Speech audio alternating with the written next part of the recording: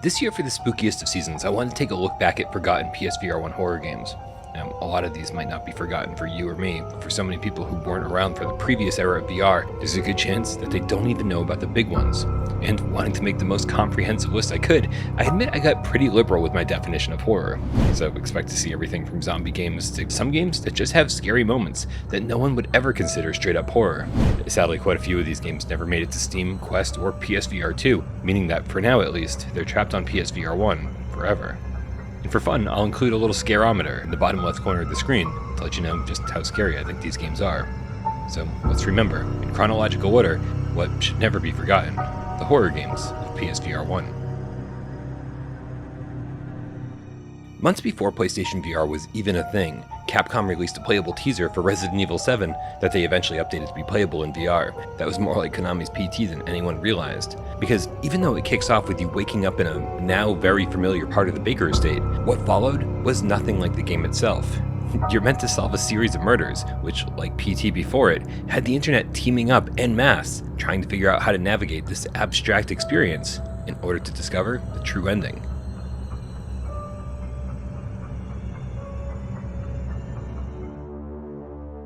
Right there at the launch of the headset was Here They Lie, mostly a walking sim, but more of an exploration of the depravity found in the deep recesses of the human mind. Here They Lie blew me away with its detailed world, gory imagery, and disturbing scenarios. This one wasn't appreciated during its time, probably because it was an early VR game and the full locomotion made a lot of people sick, but over time Here They Lie found its audience and has become a cult classic as a PlayStation VR exclusive. Not too many wave shooters can claim to be as scary or as disturbing as the Brookhaven experiment. It was there alongside Here They Lie at launch, but offered up a completely different experience, forcing you to stand in one place and shoot monsters as they come at you in all directions. Unlike most wave shooters, the pace here isn't frantic. The focus is on horror and the brutal difficulty. Keep your head on a swivel, conserve ammo whenever possible, and upgrade whatever you can between rounds.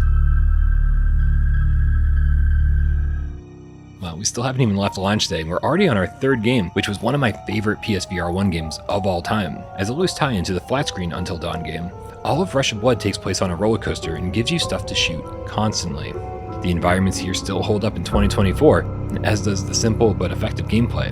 And even better, it ranks up there with some of the best horror we've ever seen in VR, with tense boss fights, terrifying enemies, and simply awesome jump scares that follow-up Switchback VR completely failed to replicate.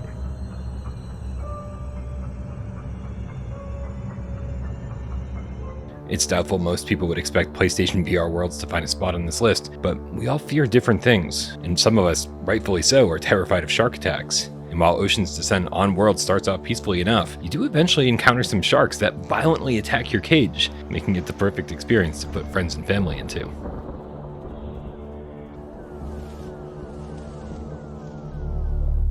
The first PlayStation VR demo disc was a great experience for first-time VR gamers wanting to try as many games as they could, but hidden away behind some bigger games like Job Simulator, Drive Club, and Rush of Blood was something innocuously called the Kitchen Demo, which had you sitting tied to a chair in the Baker estate, a place that at the time was still unfamiliar to us since Resident Evil 7 hadn't released yet. It's only about 4 minutes long, but the shockingly realistic surroundings and NPCs, along with the terror that followed, made it clear that Capcom was not fucking around with RE7. Like PlayStation VR Worlds, I doubt most people would think of Arkham VR as a horror game, but there are plenty of moments that make it easy to argue that point. There's a dark scene in the morgue. Rescuing Robin from the claws of Killer Croc felt like a level that belonged in a Saw VR game, and the ending in the asylum itself was nightmare-inducing, especially for the early days of VR.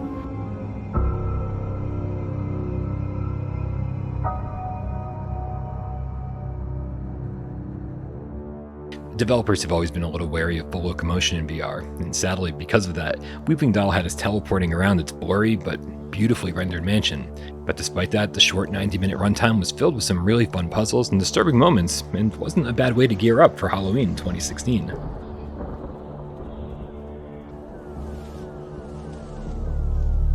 We're getting a little into the weeds when we talk about games like Crystal Rift when discussing VR horror, but I do think it fits here. There's a constant fear of the unknown when moving around these dimly lit dungeons square by square like an old PC dungeon crawler, and the occasional jump scare is here, making it all worthwhile.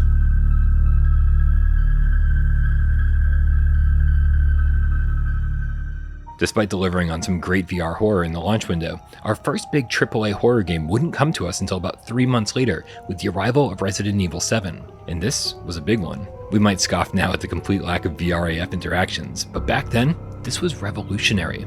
Every door was a struggle to open out of fear of what might be on the other side. Plus, with Jack and Marguerite stalking you through their sections of the game, not to mention my first encounter with the molded in the basement, I'm not sure if I've ever been more scared playing any game in my entire life.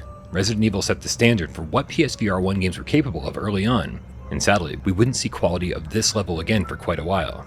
Simply amazing and terrifying.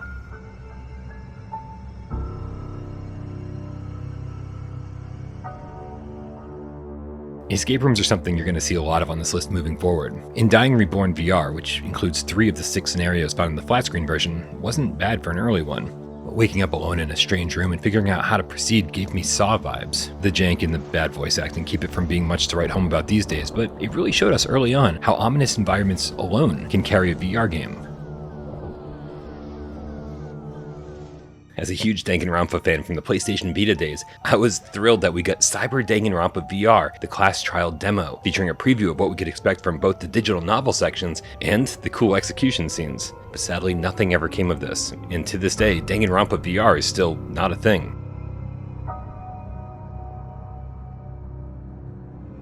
The first of 2 Ghostbusters VR experiences on PSVR 1, Firehouse only took a few minutes to complete, but let us teleport the iconic Ghostbusters Firehouse, look at the containment unit, assemble a proton pack, all of which looked really good, but only took about 7 minutes total to complete. On the surface, HeroCade seemed like a pile of shovelware all thrown together into one bundle to entice early PSVR adopters, who were desperate for new games, to spend their money on garbage. And while Sisters deserves a mention here, it was a short 5-minute horror experience where you just shine a flashlight around the room, the real treasure here is Dread Halls. Escaping Dread Hall's dimly lit, procedurally generated mazes was terrifying, with witches and monsters around every corner, each with their own rules you had to obey in order to get past them alive. Not a horror game by any stretch, but Farpoint needs to be mentioned here, and anyone who's already played it already knows what I'm about to say. We were all still getting used to playing VR in 2017, and developer Impulse Gear thought it would be hilarious to torture us by introducing giant enemy spiders that jumped at our faces within minutes of crashing down on an alien planet, resulting in some truly terrifying memories that kept a lot of gamers from moving forward.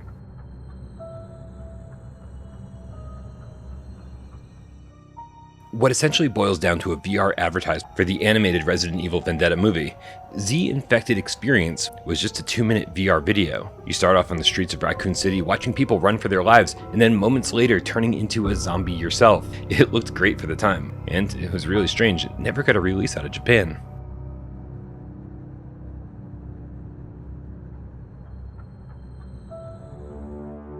Zombie games kind of feel like their own thing, sort of horror adjacent, and I debated for a while whether or not I should include them on the list here. But even if I'd chosen to leave them off, which I didn't, Arizona Sunshine has moments that would have kept it on the list regardless. Heading down into the mines with only the most narrow of flashlights means that Freds could sneak up on you way too easily, which made that section one massive prolonged panic attack. Hopefully the remake that's coming this month will do these moments justice and possibly even take them a step further. Being forced to walk around the haunted house should have been exactly what I wanted from a PSVR 1 horror experience, but the Bellows fumbled the entire thing by only being about 15 minutes long, with a lot of boring environments, generic scares, and pretty rough controls, keeping it from being fun, or even a little scary. But just 1 month later, VRWorks stepped in and showed everyone what VR horror should look like. Despite some very tricky move controls, Paranormal Activity absolutely nailed the production quality that you'd hope to see from a big movie tie-in. Once you're inside the house, everything looks practically photorealistic. Well, 2017 photorealistic. And the game fucks with us pretty much constantly. NPCs scare the hell out of you, doors slam in your face, and when shit hits the fan, it really hits the fan.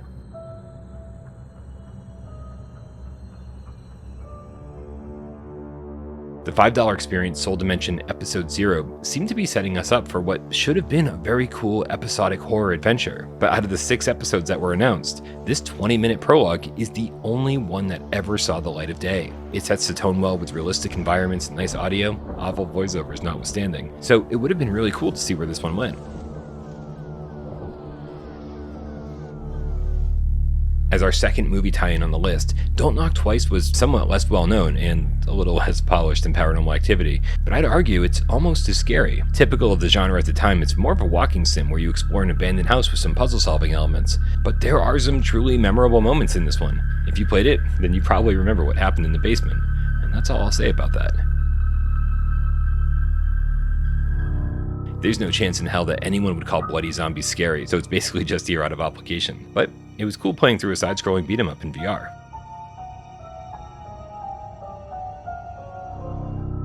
During a time we were complaining about not having enough full-fledged games in VR, the Solus Project came along as a true hybrid game, letting us play on the flat screen or in VR with the Move controllers.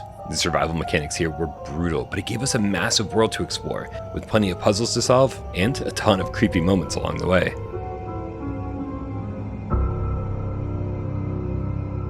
Some of you might remember that in the lead up to Syndrome's launch, we were promised PlayStation VR support, and for a game that was remarkably similar to a first-person Dead Space, that was something to be really excited about. But something must have gone wrong, because while the game played fine in flat screen, switching over to VR relegated us to a separate, almost wave shooter survival mode with simplified graphics and gameplay.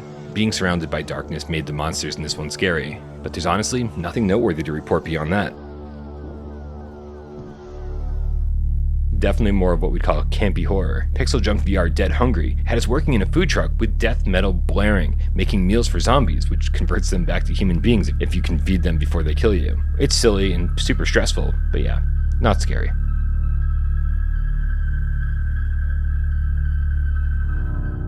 Fortunately, Dead Hungry wasn't the only horror game to grace our VR headsets that Halloween, as the Gatai game Stifled takes away our sense of sight and replaces it with, well, it's still a sense of sight, but now it's kind of like an echolocation thing, so you end up throwing items to reveal the world around you. It also helps to distract enemies that screech at a frequency that'll make your blood curdle. You've got to remember that when Doom VFR came out in 2017, PSVR had only been out for a year, so seeing big-name games like Doom hit VR was very, very promising. Its scare factor will obviously vary from person to person, but for us old-school gamers, seeing classic Doom monsters in VR made them way more intimidating than they'd been in a long time. It reminded us of the terror they invoked when we first saw them back in the early 90s.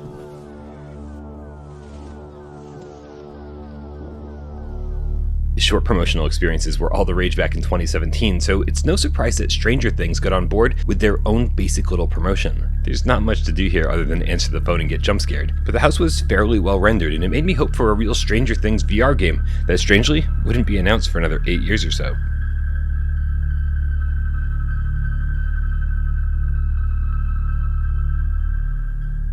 Chain Man was a pretty basic stealth game featuring environments that would have looked outdated on the original PlayStation 1 back in 1995. But to its credit, it utilized the DualShock 4 well, playing as a character that was supposed to have his wrist tied together, so it kind of makes sense here.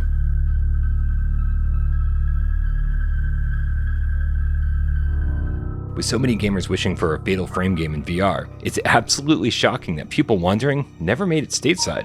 There's no cameras in Pupil Wandering though, but your lantern functions very similarly to Tecmo's Classic. pretty similarly to the devices found in Tecmo's Classic. For a short 2-hour experience, you trudge around this place really, really slowly, and there's a ton of jump scares here with some truly evil spirits after you. Supermassive Games really wanted to milk as much as they could from the Until Dawn franchise, with The Impatient being a prequel to the flat-screen game, all taking place in the eerie Blackwood Sanatorium. Essentially just a 2-hour interactive movie with lots of different outcomes to discover. The psychological horror stuff here was great, but in general there wasn't enough of it, and having to keep replaying boring sections of the game to see it all brought the whole experience down considerably. There were a couple of these interactive 360 movies attempted on PlayStation VR, and Restless Spirit wasn't one of the more memorable ones. Clocking it at just around 10 minutes, I definitely found this one to be creepy, even if the subtitled story didn't make much sense. As a first-person point-and-click adventure, Dead Secret looks pretty bland when you first step into it. Basic textures and lighting don't scream horror, or not effective horror at least, but give it some time. There's a killer named the Woodcutter after you, and the minute you find yourself in the basement with only a flashlight is the same moment that Dead Secret hits its stride. It's not for everyone, but if you grew up with Sierra and Lucasfilm games like I did, you're gonna feel right at home here. Okay, Killing Floor Incursion is yet another zombie game, but fortunately, I don't need to repeat myself with this one because the opening level is, it's totally scary. It's set on a dirt road that leads past a campsite through a trailer park into an abandoned house. It's just too bad that the rest of the game went for more generic, less scary settings. Still a great time though, and it's really fun beating the zombies with their own arms.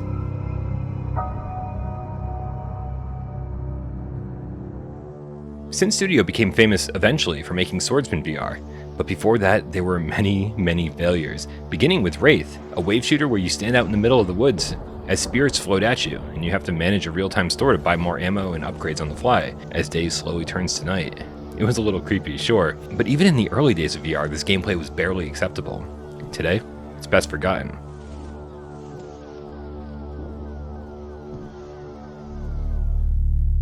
In 2018, we were inundated with episodic games, and when some of them never managed to bring out Episode 2, we rightfully became pessimistic. But The Exorcist Legion VR, based on the third and possibly best Exorcist film, not only gave us all 5 episodes, each set in their own terrifying locations, it delivers on some of the most terrifying scares that VR's ever seen, and if you grew up in the Catholic Church like I did, the demonic stuff here will shake you to your core.